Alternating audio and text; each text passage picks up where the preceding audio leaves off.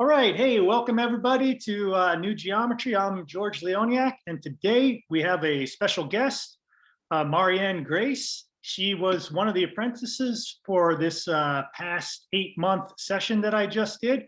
But besides that, Marien has just a huge wealth of knowledge in sacred geometry. She's been at this for a really long time. And I invited apprentices to come out. I mean, I couldn't even really call her apprentice. I could be apprentice to her. She's got that much knowledge of this subject. So it was really a great pleasure to have her part of the group. And I thought it'd be great for any of the apprentices to just come on, share a little bit about that experience, but really just have a conversation about our shared interests and passions with this subject. There's no really telling where this conversation is going to go, but we definitely have a lot of enthusiasm and inspiration.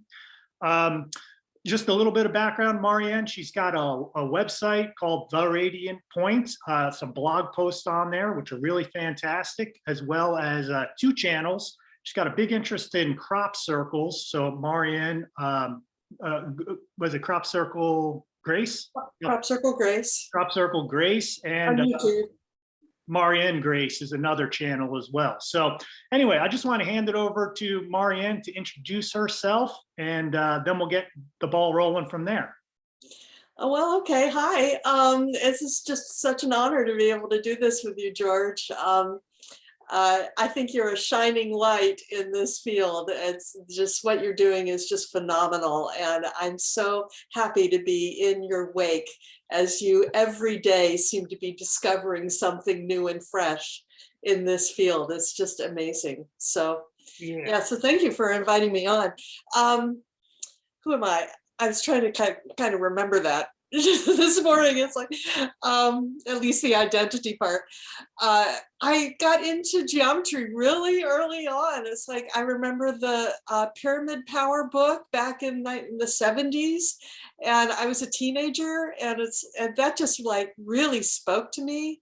And I started making little pyramid arrays and putting them under my parents' beds. And it's like hoping it would help their relationship. I have no idea if it did anything. Maybe it did something. They were amused. Yeah. And anyway, so it's a long-term interest. It's actually been there for a very, very long time. And likewise, very early on, trying to study the dynamics of relationship has always been an interest of mine, always, always. And then when I started to see that there was a link between how things move and geometry and kind of chaos theory and, all of this, the Tao of what was the book a long time ago, the Tao of Dancing Tao of Chaos? I can't remember. Anyway, it was so good. Fritjof Capra. Yeah. These were really formative.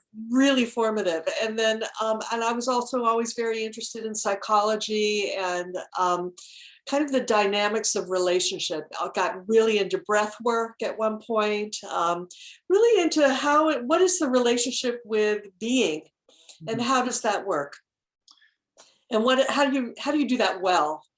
And so I'm on this I feel like I'm on this evolutionary path, and it's so appropriate right now. And it feels like geometry is just one of the, it's stabilizing.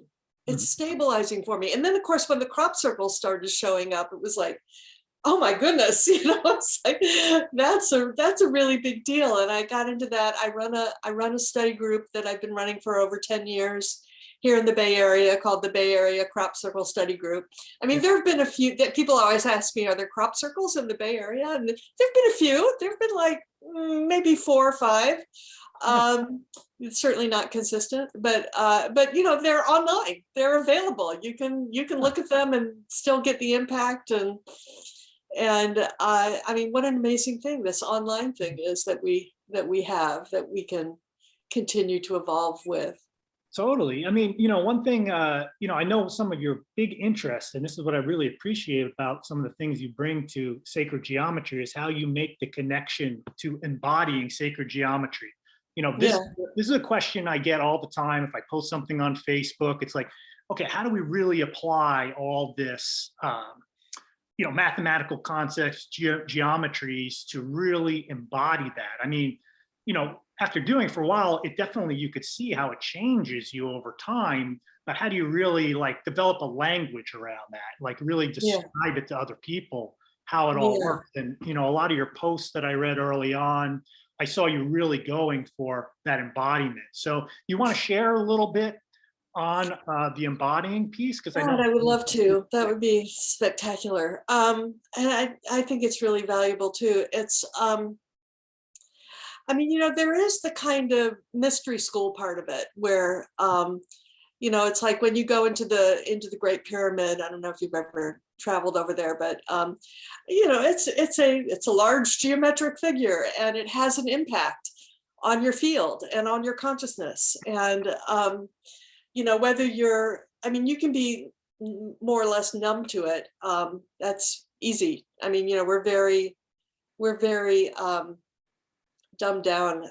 We've been programmed into really keeping our consciousness very limited and small. But right now, I mean, the very fact that you're out there making all these discoveries right now is testament to the fact that there actually is an expansion of consciousness going on. And whatever we can do to support that, I think is really, really valuable. So yeah, so when I started trying to articulate all of this, I tried to go from the beginning. It's like, what's the number one, and what is the circumpunct? The circle with the point inside, and that's got everything in it. It's like you start from there. It's got everything in it. And what is it actually describing? And for me, when I look at these geometries, I always try to see that every point, especially the center point, and the sacred geometries usually have a center point, is a place where you are sitting and you are in relationship to everything around you. And these geometries are giving you doorways. I mean, we just recently did this piece. The last piece we did in the apprenticeship was actually with your Patreons. And I recommend everyone go and be on George's Patreon page. With just working with the Vesica Pisces, which is two centers. This is like me and you right now, we're these two dots. And then there's this overlap within which this conversation is happening. And creation is coming out, and relationship is happening, and all of these new patterns are emerging, like with every single word. So, I mean, that's an example. It's it just, for me, it's actually literally embodied and makes my body tingle. It's like, No, yeah, I mean, I think that it's nice to connect that to the drawings because what I've been working with the drawings, as some people might have seen in my videos, and what I've been working with the apprentices in the Patreon is, working with the Vesica shape, and then that central circle that's in there. Like you said a little bit ago, everything is contained within that central circle. And to me, that has been proven to be true because now with the way I'm constructing the forms, the icosahedron, the dodecahedron, all the platonic solids, they're all within that central circle right at the heart of the Vesica.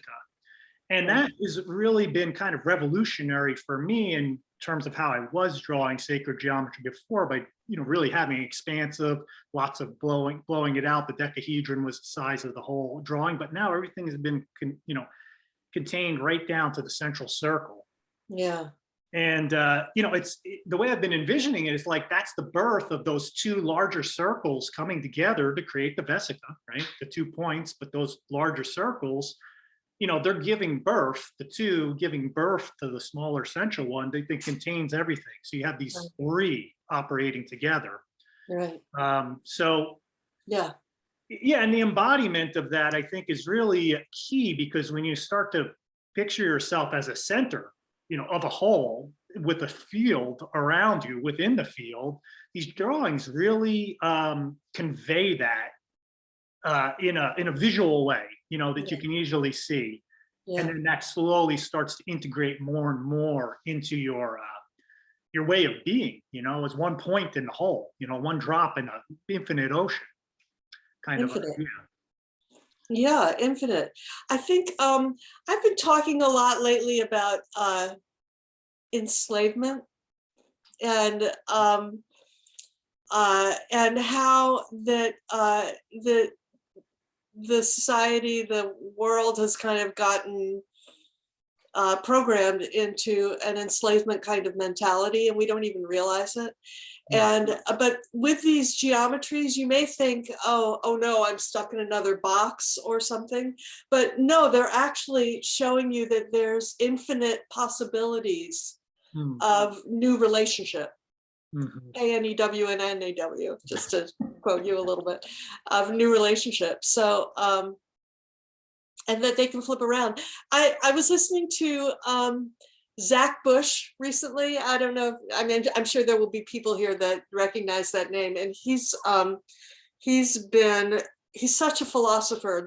He's a doctor, but the way that he talks is very, very philosophical, and I always feel very inspired listening to him. And he said that he had been down in the Amazon recently with the Achuar, and he had been taking ayahuasca. And part of the transmission that he got was that he found himself falling through the grid of consciousness for 6 hours. And it was cubic, and I think Walter Russell talks about that the field is a cubic grid. But what he saw was that every point was like a seat. This is one of the things that really stimulates me. It's like a seat of consciousness, and that the connections between were not stuck. It was like the grid was very, very rigid and stable, which is something that is a little hard for me to wrap my mind around, that the universe, Nassim Haramein actually says the same thing, that the universal grid is unbelievably rigid. But once you get to the event horizon, that's where all the action is taking place. And what he saw was that the connections between the grids could just flip, flip, flip, flip. And that that was our tour through the reality. It's like consciousness isn't stuck. The structure is very, very stable, which is actually kind of relieving. It's like, oh, right, I can hold on to something if I need to. But I don't have to be stuck into any program, which would be a certain way of moving through the grid system that says this is the way, that's the only way.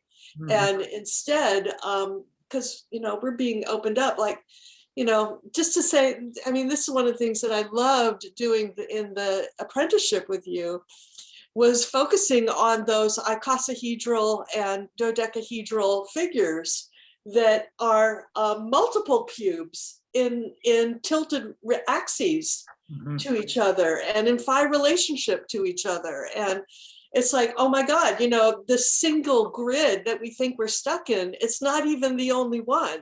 There are at least 5 others, it seems like. And fifth dimension, people talk about going into 5D. I mean, maybe this is what it is. It's like that suddenly there's all these other possibilities that you could even flip into a completely different relationship and have there be so much more access to wisdom and understanding and being able to navigate in a completely different way. So where you don't feel enslaved.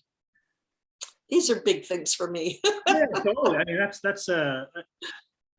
I think, going back to the drawings once again, it's like, I was working with the program of what existed in sacred geometry for a while, like probably what you had done for a long time. And for whatever reasons, I started asking different questions, curiosity, the tracker in me, pushing the boundaries. I started working with the phi circle drawings, and all of a sudden, started to figure out, well, this is what the dodecahedron looks like. These are the 5 cubes. And it just really opened up, like one of those pathways that you're talking about, like opened up in a new way for me within doing those drawings. The drawings that I was sharing with all of you during the apprenticeship, I've never seen a lot of them anywhere else, so they're new to me. They could exist out there, but whatever, when you do this type of discovery, it is new for you. Even if 100 people have discovered it, once you start to do it, it is new for you. That's the way I relate to this. But anyway, it opened up one of those pathways. And ever since then, it's like all those little routes that could be formed into different dimensional, different connections just opened up. So like a whole new information system pretty much just kind of evolved on its own with very little effort. You know, I mean, it takes effort to do the drawings, it takes contemplation to look at it, but it all wants to work out. You know, it's just how much do I get in the way of it working out, or limit myself by saying, well, it can't be done that way because this is the way it's always been done. You know, Yeah. so what are my own kind of blocks that are self-created? You know, what I guess the question is how am I subconsciously enslaving myself, that enslavement isn't even outside of myself, but how am I subconsciously doing that to myself to prevent the ability to explore new terrain, you know? Right. So I Man, think that's how do I key. create my own box? Right, right. That is key. I mean, again, you're like coming back into your own circle where all the patterns are actually in here too, Mhm. you know? So it's exactly what you were saying before in a certain sense. This is where we really have the most power, because this we have a lot of access to, Yeah. you know, and that all of this is receiving all that information. It's like, okay, well, can I flip around in here and receive in a new way? Mhm. You know, when you were just talking, I was thinking about you tracking and wondering if I mean, I love the fact that you're a tracker. I think that is so cool. Yeah, that I'm wondering if, you know, having this new realm of study that you're into with the geometry, how that is affecting your tracking. I mean, have you really found there to be a, I mean, I know like the tracks, you showed that one thing where the tracks, oh yeah, there's geometry in those tracks, but like, does it, okay, just to talk about this thing of that there's other possibilities of whole different realms of experience of what you're doing Yes. that could suddenly become available to you Mhm. in that field, so to speak. Well, you know, they're so hand in hand and intertwined for me because I think we can even go back even to something more basic, you know, than what the application is. It's like basic awareness, just general awareness, being conscious, being not even alert and like sensitive, like always being on alert, but just Mhm. the curiosity piece. Like that is just underlying both fields, let's just say, you know, the observation, the ability to kind of just have a focus with it, you know, and just stay on the trail and, you know, realize when you're getting tired and when to pull back and when to keep going. I think there's something else that like is maybe just one step more fundamental in the process of doing it, but both, you know, reveal something different about the mystery, let's just say, that's Mhm. related, because one is, you know, tracking in the woods. I'm really immersed in nature, but I'm not seeing dodecahedrons and everything all around me there, Are right? you seeing phi relationships though? Well, yeah. I mean, I got to go back through all the tracks and start to look for the measurements and go through where phi relationship is showing up in tracks, because I imagine it is, you know, showing up between distances, between pads, like in our fingers, you know, you can Right, measure phi relationships in there to the wrist to the elbow. right. I started to do an analysis on foot features of different mammals or their length, the shoulder, hip, the body, all those things. I'm sure those proportions are going to start showing up. I Mhm. haven't approached it that way yet, but it's a new frontier to go in that direction a little bit more for me. Yeah. I So mean, I'm suddenly struck with the fact that phi also begins the word philosophical, philosophy, you know? And I mean, I every time we do that phi cut, you know, in whichever direction, it's like I'm sitting there. It's a book for me. It's like just looking at what that is. It's there's a relationship. In order to make that phi cut, you have to go from one scale and connect where that scale crosses with another scale on a different axis. yeah.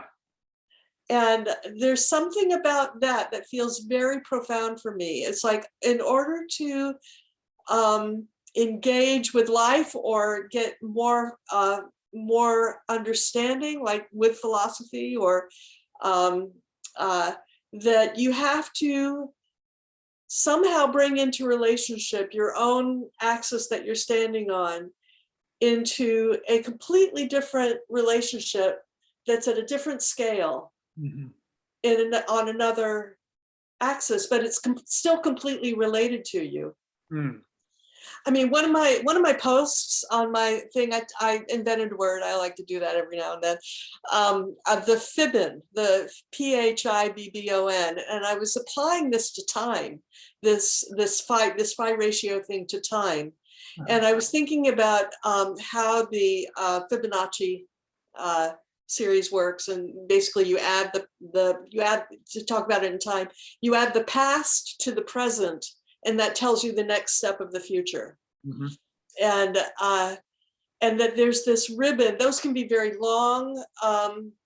It can be scalar. You know, it's like when I start thinking about phi, it has a lot to do with scale and also fractality, because that's, you grow through doing these fractal iterations. And so the Fibbon, it could be stretched way back in time, and then you can find your next wave like way farther out, but it's always related to the present. You know, and things like that. It's like, you know, it's like, that's really fun for me. That's like ecstatic exploration in my consciousness. Yeah, no, totally. You're following the trail, you know, too. You know, I thought it might be nice to just pull up. I have one of my slides that shows that phi cut, because, you know, I feel like it's such an important step that you're talking about. So I think it's good to put it on the screen for everyone to see. It's part of the presentation I'll be doing shortly for everybody else here, but here it is. There it is. It's, you know, that simple step that is the golden ratio divine cut that I'm not even going to go into the rest of the slides, even though I'm tempted to. You know, this double vesica that we started off talking about, and then that creates the blue circle, right? And, you know, you've got the vesica shape, you know, through the middle. And then this circle, when we add one more, creates this little vesica, and you can make that line that connects from the top of that vesica down to the intersection of the large circle to the smaller blue one here. And that right there divides this line, this segment, into phi ratio and puts these two circles into phi proportion. It's so simple and so elegant. And I love the way you're talking about it, how it just has that little angle, that slant to it, you know, that's just off center from everything else, but opens up this whole other route to kind of go in, right? Yeah. Yeah. I mean, if, you know, and like I say, I like to put myself inside these things. So that relationship of myself with my reflection, which would be the blue circles, and how I understand myself would be everything in that little blue Vesica Pisces. And then I go from one end of it, one point where those two things feel like they really have an intersection. And then I find how if I way expand myself, double myself, for instance, into the proportion of the black circle, and I find where the intersection is of my reflection with a much larger version of myself, that gives me a way to well, I don't want to call it cut, but to intersect in my reality, that that suddenly all kinds of new possibilities in relationship come out. Yeah, I mean, I think you're talking about that fractality and just the multiple levels of ourself at greater and greater levels of awareness. You know, you start off as, you know, a small condensed sphere, and then you realize, well, my awareness expands much beyond that, and even greater to that, to universal scales. You know, it's so much more than just the physicality of the body, right? That's just you know, just the organism. We're operating at all these scales, and of course that's what, you know, the sacred geometry you know, does. It expands out from that point and then builds more and more circles. You're essentially, if it's the same thing happening here, it's also happening at that point, that point, and that point, and then that continues to expand. Well, then what really are you? You know, if you were just this, but no, you actually could be this, this, and this throughout the whole thing. You're all of that. And, you know, that's where sacred geometry, as I know, it takes you there too, but that's kind of the rabbit hole you go into in contemplating this material. But it'd be more than contemplation, and like we say that it's like a mental connotation to it. It does come back to that embodying, you know, because it's that mental level is just one aspect of our being, you know, but it affects the emotional, your physical being, you know, your spiritual being. All of that is one thing. It's just like the mental component of it. It's just kind of catching up to kind of get on board with everything else that's already kind of working in more harmoniously. Yeah. And this is where it all harmonizes. So, you know, it's great service to actually be in oneself and feeling stable. You know, those geometries are so stable, and they're stabilizing, in my opinion. And relationship is an exploration. The relationship is going out and flipping around in the grid, you know. It's like, oh, whoa, you know, and we can feel ourselves to get pulled off balance pretty easily and kind of lose our center. I mean, you know, there's so many things we do in consciousness and relationship where we give our power away. And for many, many reasons, some of them even most of them are actually still grounded in love. But that's the piece. If we can find the place where our choices have been grounded in love, that's where you kind of fall back into yourself, and all the geometry can start to support you again. And this actually, you know, this divine technology we embody, you know, we sit in, it is just amazing. You know. Yeah, you know, I would suggest everybody go check out some of Marien's videos at Marien Grace, because you've been doing some recent videos, really getting in, not even so much about the geometry. I mean, it's part of what you embody, so you bring that anyway. But you know, it was much more on the relationships of the enslavement within ourselves, the relationship between the masculine and feminine. You know, some really bigger picture questions that geometry is kind of linked and brought you to some of those awareness, but you're approaching it in just that general context without discussing all the geometry associated with it. So I really would recommend people check out some of those. But you know, there's so much like directions we can go, but I know you also have that interest in crop circles. And I just want to touch on that a little bit before we go. And I do have that one slide of the crop circle, which we were discussing before we went on, because I'll pop that one up. Because, you know, this is one in the apprenticeship that we were, you know, Mari, I was saying, you know, geez, I wonder when I'm going to see the phi ratios show up in the crop circles. I mean, you say they're, oh, geez, I got a lot of things showing here. This is part of the book. Let me see. I got to eliminate some screens. It's up. Oh, there it is. You know, so the yeah, it's up. You see it? You got it? Okay. Yeah. So yeah, you know, we were saying like, when am I going to see that kind of pattern show up of the phi relationship circles in the middle? And then like 2 days later, Peter Vandenberg, he posted something at a forum, Sacred Geometry Academy forum.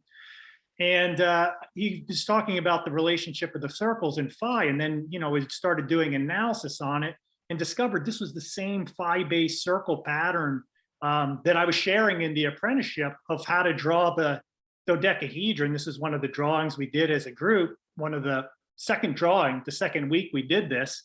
And then the question came up, well, when are we going to see that? And then, you know, Marien's been saying, yeah, this is always the phi relationships, a lot of crop circles, but this one was just really obvious how the dodecahedron related to the hexagon that was created by the outer spiral. It was right there. And this was from 1997, I believe this one was. So just a kind of neat synchronicity that came about. Yeah. point out, George, how those, how that short line of the dodecahedron, that the angles that go through those short lines line up with the points Yeah. of those arcs. Because that's, it's the short line that was actually kind of the sticking point in Metatron's cube in a certain way. It didn't show up. So, Yes. but here it is. It's like this figure has it. So that's amazing. Yeah, exactly. It's that little segment right there has to be in 5 proportion, meaning that this little segment here is, let's say, call it 1 inch. That would be the 0.618. That would be 1 inch again over there. So that's the one thing in the Metatron's cube that, they tried to reproduce this type of drawing by finding the segment, but the segment is not the right length. So it won't give you the perfect dodecahedron with phi ratio. But anyway, this crop circle showed this, but didn't draw the dodecahedron at all. It didn't even actually give you all the phi circles. There was one kind of missing in here that you had to kind of been doing this drawing to even kind of look for it. And so when I saw it, I was like, hey, I think there's one more in there. So once we discovered that, we were able to bring the line out and see that line that goes right through the dodecahedron meets one of those outer arcs right perfectly in the corner. It's only giving you one. So it's kind of like it's leading you, it's leading you in this direction. It's giving you all the pieces of the information. It's like, what a great mentor it is, like, because that's what a good mentor does. It's kind of like gives you just enough that if you really started to contemplate this, it might bring you there. It'll bring you other places and you'll learn so much along the way. I guess I'm just thankful to kind of go back and look at it. So yeah, your the crop circles.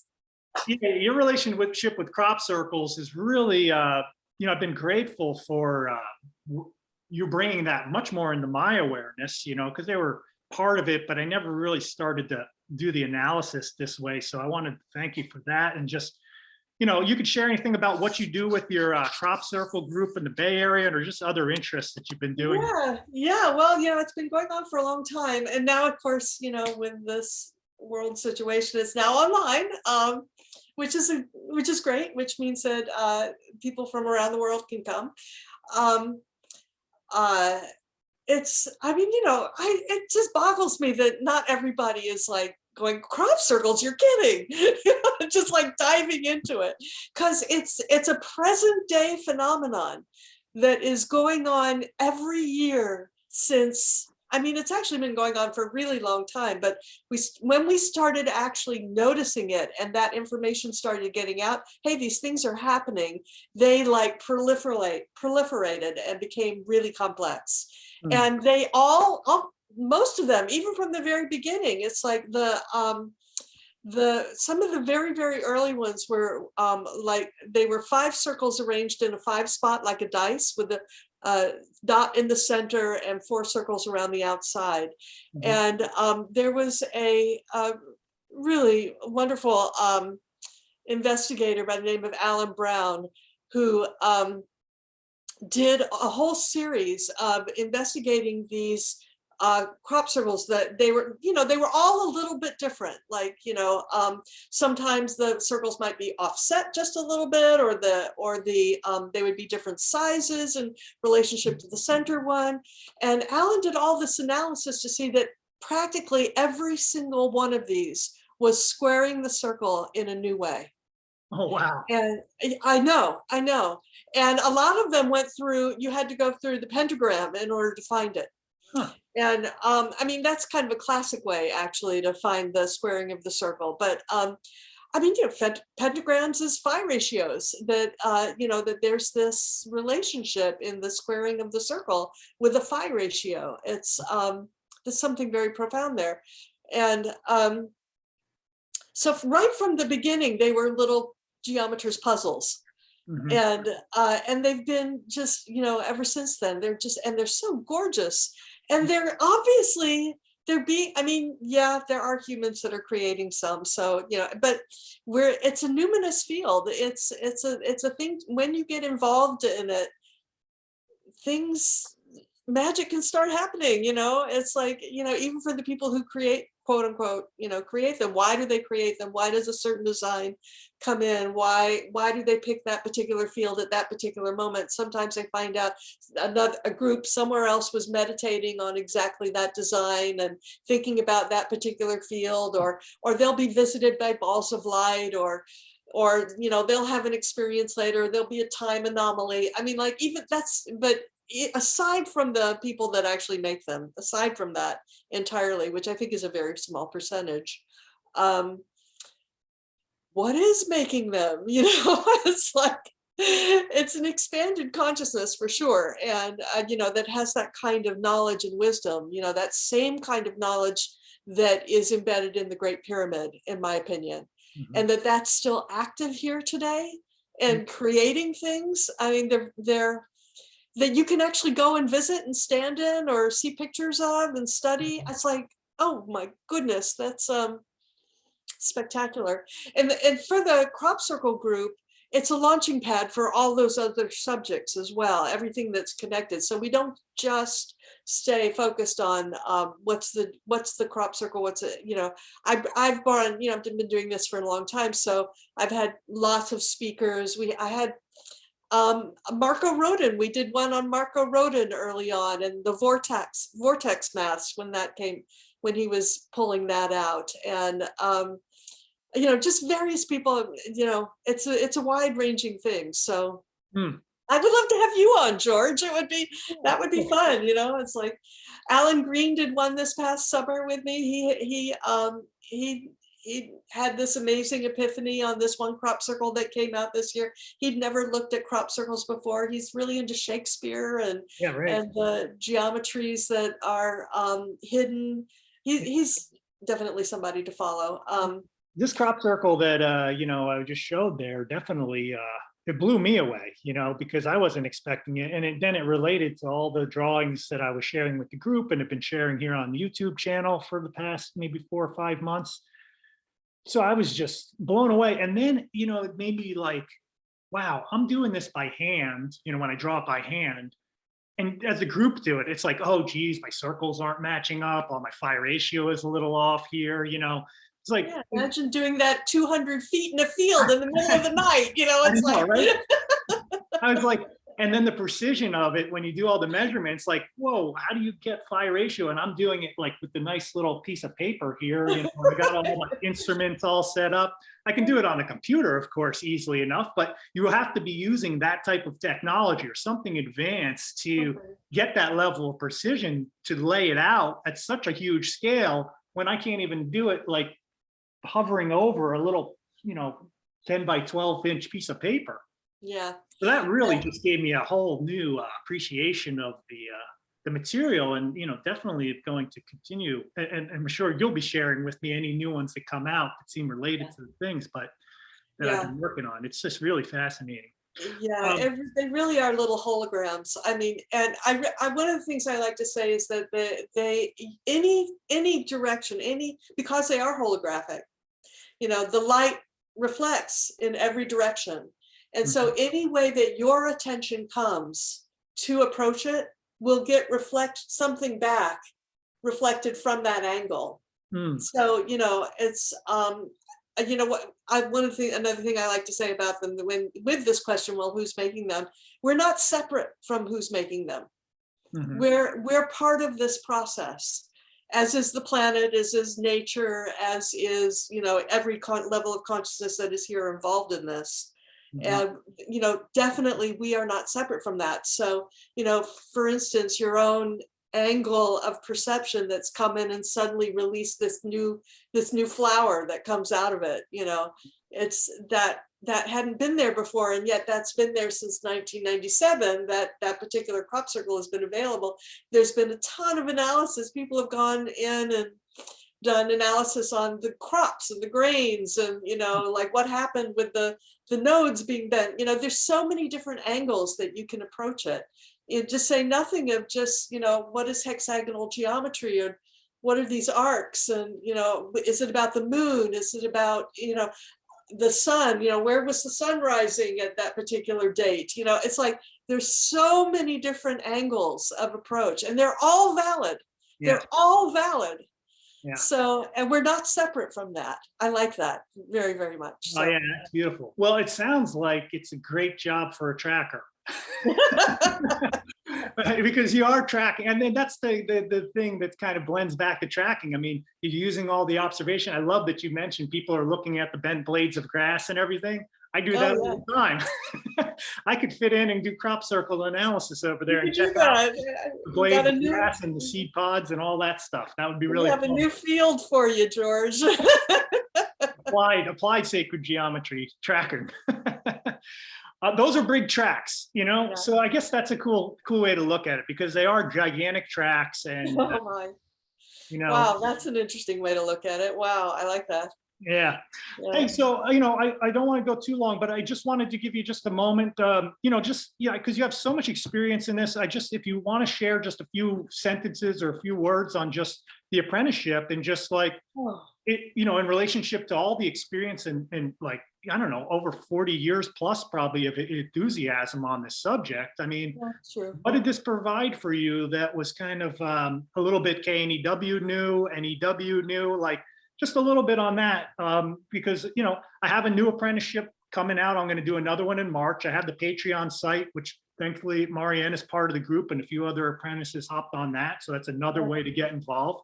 But the apprenticeship is still kind of going to be a unique experience with a small group of people. And it was really beautiful to see our group gel over this time. I mean, really nice, close relationships, and just so much learning on so many levels that really beautiful to observe. Yeah. But yeah, I just wanted to hear just your overall, you know, experience of what we did for the past 8 months. Well, you know, it's this kind of rarefied topic, and it's such a gift. It's such a treat to be able to be in conversation and actually studying, like hands on paper, you know, where does this lead? You know, how does this work? And we're like, I mean, you would give us things that you discovered that morning, you know. It's like I really felt like I was following along as you're in the landscape of geometry, you know, tracking, you know, using your tracking skills. It's absolutely delightful. So it was always kind of fresh and new for me. And, you know, I think that, you know, so just to be in your wake is pretty cool. But then, you know, there is the group. It is incredible to be able to have people that are actually genuinely interested in following and are on their own trails. And how does, you know, linking up and seeing where they go, and, you know, it's terribly expansive, horribly expansive, awfully expansive, wonderfully expansive. Wonderfully expansive. So yeah, I loved it, and yeah, I will definitely do it again. It's Oh, you're thinking of jumping on the March one too? Oh God, yeah. You know, you got a cruise ship that I want to be on, baby. Well, that's exciting. Yeah, no, that's really fun. You know, I think I think it's always going to be fresh like that, you know, because I don't just follow a curriculum in it, as you saw. But, you know, we always work with the basics, because the basics, you start off with the circles and lines. So, you know, you're always starting from there. But with that, there's these little tweaks you do here and there. And then, you know, I don't think there will ever be an end to the discovery process. You know, the drawings, you know, you can make them as complex or complicated. You could take them in any artistic direction you want, even with the basic techniques. So there's just so much richness within that for anybody, you know, anybody new to this subject. Just because someone like Marien's been doing this forever, or I'm really into it, like everybody starts at the same level when you hit the page. Like and watching how some of the other apprentices, you know, the drawings that came out are just, they're just stunningly beautiful, stunningly beautiful. And to like the Nancy Benaroff, how do you say her last name? She works with children, and you know, and to feel the way that this kind of knowledge is basic enough and clean enough, clear enough that it could actually be expressed to children. It's just incredibly inspiring. I Yeah. think it's just wonderful. Great. Yeah. Well, I'm super thankful, and I guess I already have a new sign up right here on the video call.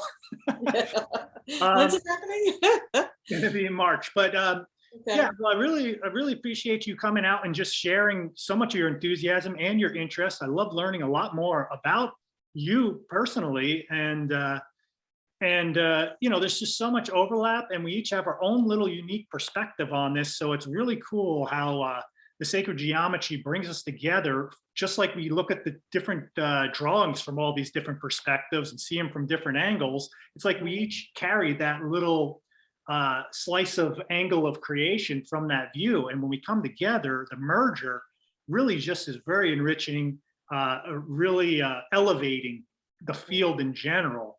And like you said, I think that we're really living in a ripe time with sacred geometry. So much movement is happening with it. And it's exciting times in sacred geometry. And I'm just thankful to be part of that, meeting people like you who are really on the forefront of that wave, who are helping to create these amazing resources and new ways of looking at things, bringing in the older ways and bringing them to the forefront of people's knowledge. You know, I think it's really a great gift to give to future generations. So I'm just thankful to be to sharing this and doing that with someone as great on the path like yourself, doing it with you. Sweet, sweet. I feel absolutely blessed. I'm just amazed that I get to do this. It's like so cool. Well, yeah, Marien, if you have anything else you'd like to add, any more that, you know, I breezed over in the beginning, Marien's website again is The Radiant Point. Check out some of the blog posts, really inspiring, and any of her videos, I'll have them linked on the On YouTube. Yeah, I'm only on YouTube right now, but Mhm. I mean, you know, other than my website. But you know, if you want to get in touch with me, Marien at mariengrace.com. That's Marien. Good to know. It's spelled a little differently. So yeah, I'd love to be in conversation if anybody wants to. Or join the group. You know, you can send me an email and I'll put you in the crop circle group, or you know, I don't spam people. Great. Well, you I know, have noticed that my emails sometimes get filtered into spam, which is a little distressing, but yeah. yeah, anyway. Well, you know, if you're interested in checking it out, check out the Knew Geometry site website. I've got the apprenticeship dates there, and I guess, you know, you'll have an opportunity to spend time with me and Marien in March. So yeah, thanks for listening, you know, and joining us in this short new conversation. And much love to everybody. And thanks so much again, Marien, for coming out. Thanks, George. And doing this. All right, All right, take everybody. care. We'll see you next time. Thank Bye. you.